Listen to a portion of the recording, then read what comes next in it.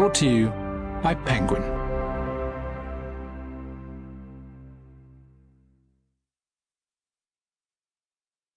The Palace Papers. Inside the House of Windsor. The Truth and the Turmoil.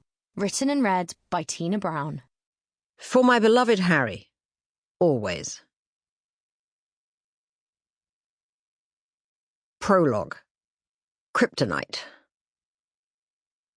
The Oprah Winfrey interview with Prince Harry and Meghan, Duke and Duchess of Sussex, in March 2021 was one of the most ballyhooed in television history.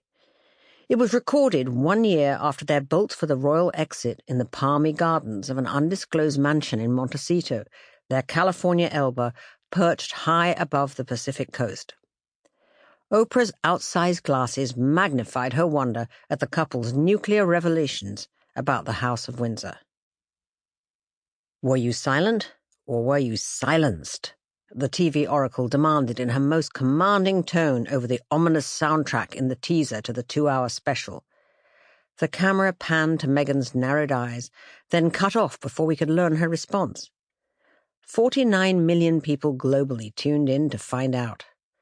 The Duchess wore smoky tragedy eye makeup, first deployed by Diana, Princess of Wales, in her notorious interview with Martin Bashir, and her hair was in a low bun for confessional gravitas. There was much parsing amongst Meghan fans of the White Lotus detail, Resurrection, on the long black Giorgio Armani dress belted high over her baby bump. Royal codebreakers noted that on Meghan's left wrist was her late mother-in-law's Cartier diamond tennis bracelet, signifying that the mantle of wronged royal woman was now hers.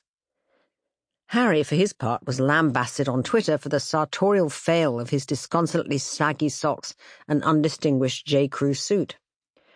The main theme of his complaint was that his dad, the Prince of Wales, had misread his statement about seeking financial independence and cut off his money. A damning charge sheet was presented by the House of Sussex.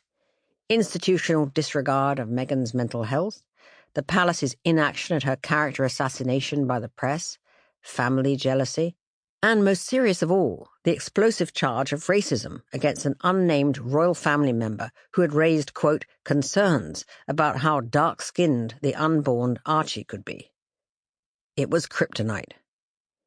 Prince William's terse response several days later to press trailing him on an engagement was, "We are very much not a racist family." But how would he know?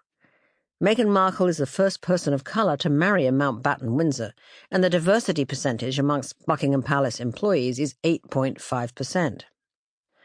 The social media maelstrom immediately showed a heated transatlantic divide in the audience reaction. The British reaction was outrage at the display of such arrant disrespect for the monarchy and an angry focus on the many disputable, unchallenged claims by the couple. There was widespread scepticism at Meghan's assertion that she had nowhere to turn with her thoughts of suicide except the Buckingham Palace HR department, a surreal-sounding place that few people had ever heard of and that sounded ripe for a BBC sitcom written by Ricky Gervais.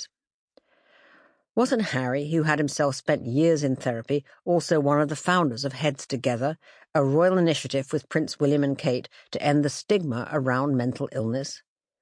Whatever adjustment problems Meghan experienced, they were clearly too painful for Harry to watch. Meanwhile, Americans who have never forgiven the Windsors for their rejection of Diana mostly cheered the Sussexes for blowing the whistle on the monarchy's whole crumbling theme park enterprise. Against the backdrop of the Black Lives Matter movement, the racism allegation only confirmed that royal dinosaurs should no longer rule the earth. Even President Biden's press secretary, Jen Psaki, weighed in, praising Meghan's courage for airing her anxiety and depression. On both sides of the pond, the younger generation was ardently on Team Meghan for saving her sweet, sexy husband from his crusty, clueless relations. Less discussed were Meghan's puzzling, and to me fascinating, comments about her lack of preparation for royal life. "I didn't fully understand what the job was," she told Oprah. "What does it mean to be a working royal? What do you do? As Americans especially, what you do know about the royals is what you read in fairy tales. I grew up in LA. You see celebrities all the time. This is not the same, but it's very easy, especially as an..." Sample complete. Ready to continue?